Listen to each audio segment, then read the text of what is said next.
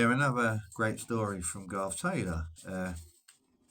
It's 1987, and a family of a mum, two boys, uh, four boys, all living at Admare Road, 1987. Yep, four boys all living at a house. Anyway, they move in for about 6 to about 8 months. Everything seems to be cool, nice place, nice area. Everything seems great. They're got a nice garden. Got a stepdad comes round to see all of them now and again. Yeah, everything was going great for the single mum with four boys, all living in the same place. Anyway, 6 to about 8 months, everything's fine. Cutting the grass, getting to know the neighbours. Got a half caste. Got a black lady and a white dude next door. They're really nice people. Get on really well with them. Not a problem. Absolute wonderful. And then one of the women's who lives in a house with the four boys. One of them friends with guy out on the corner. His name's Stephen. Literally, did they know after they become pals for a while, everything seemed to be fine, and then something went wrong, and then they fell out. They didn't like each other, and then they didn't realise that Stephen had a gang of friends, a load of gang of friends. Oh my God, I say. Anyway, each night they would come down to Adamar Road, kick the door in, boot it, throw things at the windows, bang the door, and all that crap. And this would carry on for a while. Wouldn't stop. Carried on doing it. 1987, right through to 1988, to 1989. So for about 2 years, this carried on. Trying to break the house, trying to climb in, trying to get in, and all this crap. And it was all to do with the young fella that lived at the top of the road, which would have been another neighbour. Who would have thought your neighbours would crash you? So anyway, yeah, he's this guy Stephen. He decides to get all his friends and all that crap. So one day, one of the lads that lived in the house, four of them, one of them went out and pasted Stephen, beat him to the ground, and then they thought that's the end of it. Well, it wasn't, because they wanted revenge. Oh, bad revenge. So they'd go outside again, kicking the door and all that. One point, I went out there with my mum, and my mum told them all to F off, go away, leave us fucking alone. We ain't done anything to you. And one of them tried to grab me. Luckily, my mum punched him, and he fucking let go. I ran back in, luckily, or they all would have fucking pounded on me and battered me to death. 1987 to 1989, this happened. They were absolute monsters. They wouldn't give up. One day, one of the lads, he bought some food, fish and chips, and they all spattered in it. Yeah, they all spattered phlegm and shit. And obviously he couldn't eat it, so he had to throw it away. Yeah, that was a waste of a dinner. But that's what they were like. At one point, they did get hold of him, and they gave him a good kicking and battered him, and then he managed to escape, and he managed to get home, thank God, without being murdered. And then he stayed in. He stopped going out. He refused to go out after that. 2 years he had to hide, literally hide indoors and things and all that for 2 years. But he didn't. He used to go and see his grandma that lived at Hedgeman's Road. He used to go there between 87, 88 and 89. Pardon me for having a little cough. Anyway, these kids were brutal. I remember my stepdad, they had to go at him, and they pushed him off his bike. Yeah, oh yeah, they threatened him. Obviously, he didn't fight back. He just left it and left it as that. They were absolutely horrified. It was a nightmare. These kids would do things like that to this family. So they would bloody literally ruin them. Yeah, ruin them. We had a nice lady across the road. The two younger boys, they used to go over there. Oh, sorry, the two older boys, they used to go over there and they used to cut her grass and stuff like that. and she gave him a treat for doing it. But these kids, they're absolute monsters. Yeah, I'm not sure if the police ever got involved or anything. I don't know. I don't know if the police ever got involved. It's a creation, look, things you can make, out of cardboard. It's amazing.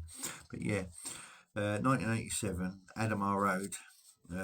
After 9 months of hell for about 2 years, these kids would not leave the place alone. They would bully them, pick on them. They didn't care. They weren't bothered. Tried to break the window. Yeah, tried to kick the door in. These people just, I mean, there was one guy there, he was absolutely huge. He was about 20 odd stone. He was massive, about 6 foot odd, and he was about 20 odd stone. And he tried to break the damn door down. Luckily, he didn't, thank God. Or hell would have broke loose, no doubt. So, yeah, 2 years. It was a nightmare of living at Admare Road, 1987. It all started, all kicked off. People wouldn't leave people alone. It was, oh man, I mean, people used to come and visit us now and again and said, well, what's going on here? And we told them kids bullying us, causing trouble, wouldn't leave us alone. And for 2 years, we lived, that family, I would say, they lived a total nightmare. Admare Road, 1987, in Essex. Yep, in Essex, many years ago. Essex was a bad place years ago, very bad place. People were bad. A lot of people went upstairs. Yep, yep. They got something happened to them, and then they went upstairs. Say hello to God. I know it was a nightmare, absolute nightmare. Yeah, and Jesus Christ Superstar, obviously. Yeah. So yeah, this was at Admare Road. The story of a gang of kids, all because of a neighbour at the end. The boy at the house beat him up, and then he decided he wanted revenge and tried to trash the house and fucking God knows what else. Yeah, it was a total nightmare. It was. It was horrible. It was absolutely horrendous. No one would ever believe it. What the hell was going on? So yeah, they used to come around and bully us, cause a lot of problems and that. You know, 2 years of hell, but the family lived their life the best they could. They carried on living, even though these kids were a total nightmare for them. You know, sometimes days would be quiet, and then other days it'd be absolutely worse, and then people would carry on, and they wouldn't give up, and it was it was just a place that you'd never want to live. You wouldn't want to be there. And you thought, oh my God, what the hell's going on here? This is so wrong. You know, kicking doors in, spitting on the doors. They may have even done a rude or may have had a tiddly. Yep, may have done things like that. Throwing things, throwing stones and whatever at the house. Oh, they were a total nightmare. It was a thing that, man, you just don't believe it. When your own family, when you become a grown up and then your family's going through that, you're thinking, that's just bad. I mean, why are they going through it? And then the others went through it, and then you're thinking, no, it's wrong. You know, 1987 to 1989, 2 years of hell.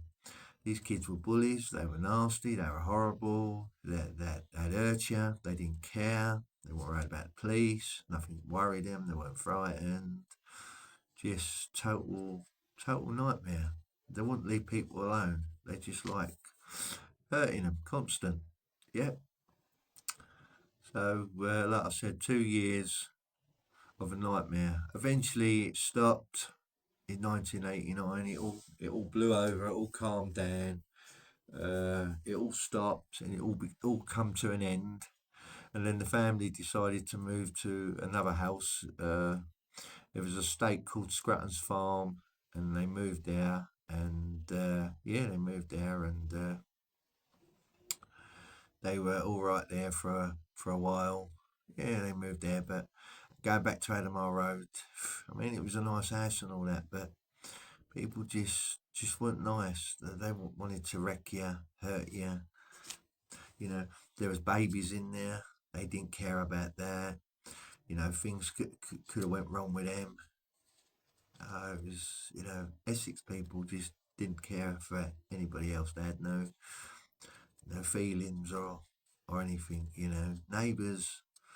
Some of them were nice and some of them weren't. They're absolutely out of this world. I just don't get it why, a family moves to a place which they shouldn't have done, and it turned out to be one of the worstest areas in Dagenham, Essex, in 1987. It was a nightmare. They'd just moved from one terrifying place where they lived, and then bang, moved to another one. Flipping hell, 1989 came, and that was it. It was all over with. They'll move to another place. They had the odd problem where they lived, but like I said, it weren't as bad as Admare Road. Admare Road was absolutely a nightmare to live. You would not want to live there. Garth Taylor signing off now. Merry Christmas, Happy New Year, and enjoy your life, everybody.